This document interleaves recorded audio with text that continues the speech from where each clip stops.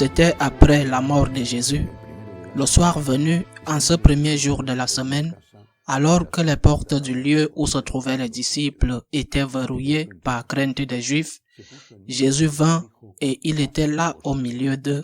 Il leur dit, « La paix soit avec vous. » Après cette parole, il leur montra ses mains et son côté. Les disciples furent remplis de joie en voyant le Seigneur. Jésus leur dit de nouveau, « La paix soit avec vous. De même que le Père m'a envoyé, moi aussi je vous envoie. » Ayant parlé, il souffla sur eux et il leur dit, « Recevez l'Esprit Saint, à qui vous remettrez ses péchés, ils seront remis. À qui vous maintiendrez ses péchés, ils seront maintenus. » Or, l'un des 12, Thomas, appelé Didyme, c'est-à-dire jumeau, n'était pas avec eux quand Jésus était venu. Les autres disciples lui disaient, « Nous avons vu le Seigneur. » Mais il leur déclara, « Si je ne vois pas dans ses mains la marque des clous, si je ne mets pas mon doigt dans la marque des clous, si je ne mets pas la main dans son côté, non, je ne croirai pas. » 8 jours plus tard, les disciples se trouvaient de nouveau dans la maison et Thomas était avec eux. Jésus vient alors que les portes étaient verrouillées et il était là au milieu d'eux. Il dit, « La paix soit avec vous. » Puis il dit à Thomas, « Avance ton doigt ici et vois mes mains. Avance ta main et mets-la dans mon côté. Cesse d'être incrédule, sois croyant. » Alors Thomas lui dit, « Mon Seigneur et mon Dieu. » Jésus lui dit, « Parce que tu m'as vu, tu crois. Heureux ceux qui croient sans avoir vu. » Il y a encore beaucoup d'autres signes que Jésus a fait en présence des disciples et qui ne sont pas écrits dans ce livre. Mais ceux-là ont été écrits pour que vous croyiez que Jésus est le Christ, le Fils de Dieu, et pour qu'en croyant, vous ayez la vie en son nom. Acclamons la parole de Dieu. Nous célébrons aujourd'hui le deuxième dimanche de Pâques, qui est le dimanche de la divine miséricorde.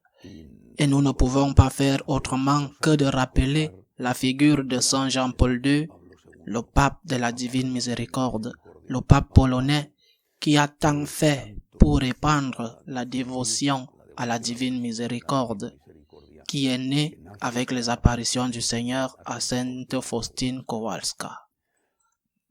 Mais qu'est-ce que la miséricorde? Quelles sont les conditions pour recevoir la miséricorde de Dieu? Et quelles sont ses conséquences?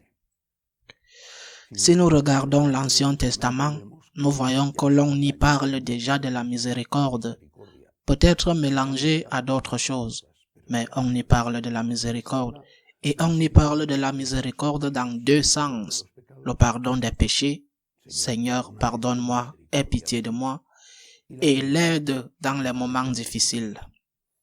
Le pardon et l'aide. Le pardon, équivalent dans notre cas en tant que catholique à la confession, et l'aide, où nous pourrions traduire miséricorde par compassion.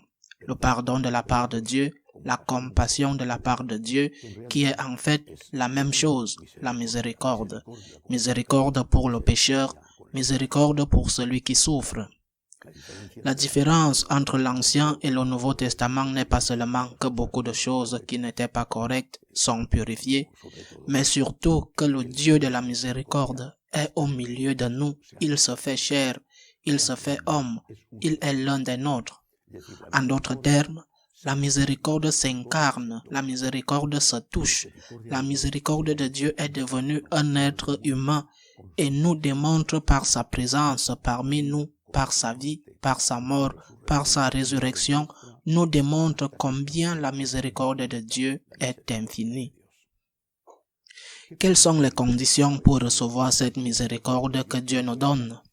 Il nous la donne, il nous l'offre, mais il pose aussi des conditions pour la recevoir, car s'il ne posait pas de conditions, il ne nous la donnerait pas, il l'imposerait, ce qui est différent. Il te la donne, mais il ne t'oblige pas. Il y a deux conditions concernant la miséricorde des péchés ou envers les péchés. La condition est le repentir. Seigneur, aie pitié de moi. Aie pitié de moi. Tu le dis quand tu es conscient d'avoir fait quelque chose de mal. Et aussi quand tu souhaites ne plus le répéter, ou du moins essayer de ne plus le répéter. Le criminel ne peut pas dire « Aie pitié de moi » alors qu'il poignarde la victime ou prépare son prochain braquage de banque. Seigneur, aie pitié de moi, je suis repentant. Première condition, le repentir.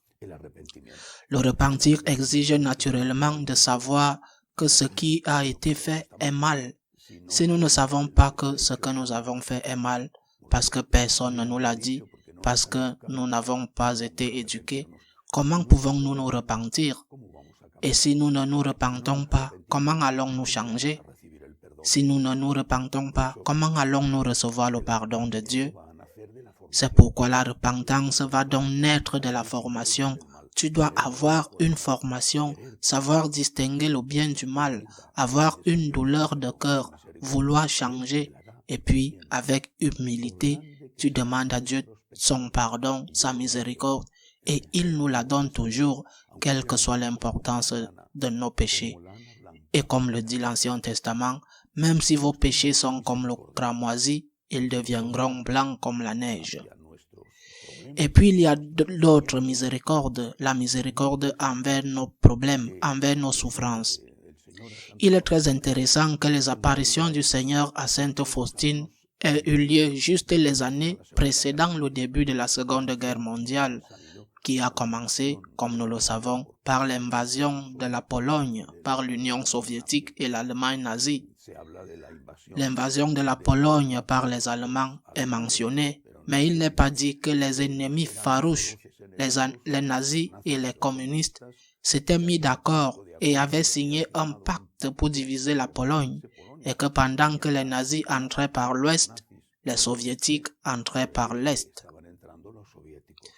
Dans ce contexte, pour un Dieu qui sait tout, il a voulu préparer ce peuple extraordinaire qui est le peuple polonais. Dieu a voulu le préparer.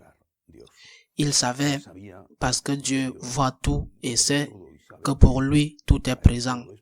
Il savait que Saint Jean-Paul II devait naître là-bas, précisément dans ces années où la Deuxième Guerre mondiale commençait, dans ces années où il se manifestait à Sainte Faustine. Le Seigneur dit à Sainte Faustine que l'on ne peut résister ce qui allait arriver et que l'on ne peut le surmonter que si une condition est remplie, la confiance.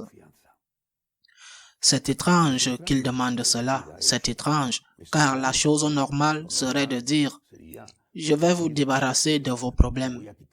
Et pourtant, il demande la confiance. Si tu as confiance, tu gagneras. Et c'est pourquoi la réponse, quand nous disons « miséricorde divine », la réponse est « j'ai confiance en toi, j'ai confiance en vous ».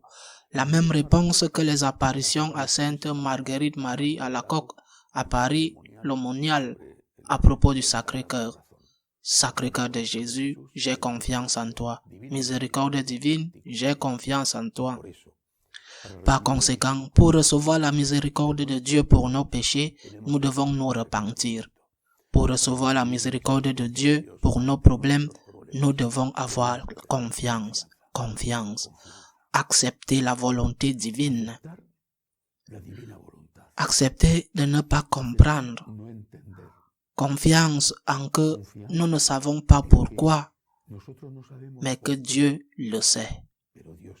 Et que Dieu fera sortir le bien, même du mal. Même de ce mal que nous souhaitons voir disparaître parce qu'il nous fait tant de mal.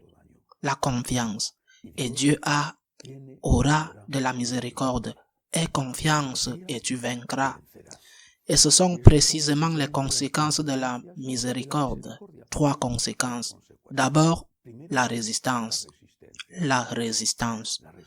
La personne qui a confiance en Dieu est une personne qui supporte. Parfois, elle tombera, aura ses jours, ses moments, parce que c'est un être humain et parce que les nerfs te jouent des tours à cause de beaucoup de choses. Mais supporte. Lève-toi de nouveau. Demande pardon. Continue à te battre. N'abandonne pas parce que tu as confiance en Dieu. Je ne comprends pas, Seigneur, mais je suis un soldat. Le général n'a pas à expliquer aux soldats les manœuvres qu'il ordonne sur le champ de bataille. Seigneur, j'ai confiance en toi, comme la Sainte Vierge a eu confiance en toi. Me voici, Seigneur, pour faire ta volonté. Nous devons endurer, nous devons résister. La deuxième conséquence est un mot qui est utilisé ces derniers temps comme raison de la pandémie, la résilience, un mot rare dans notre langue, la résilience. Ce qui est plus que la résistance, c'est la capacité de se relever, résister et se lever, supporter et se relever, et de ne pas abandonner, de recommencer. C'est ce que le peuple polonais a fait.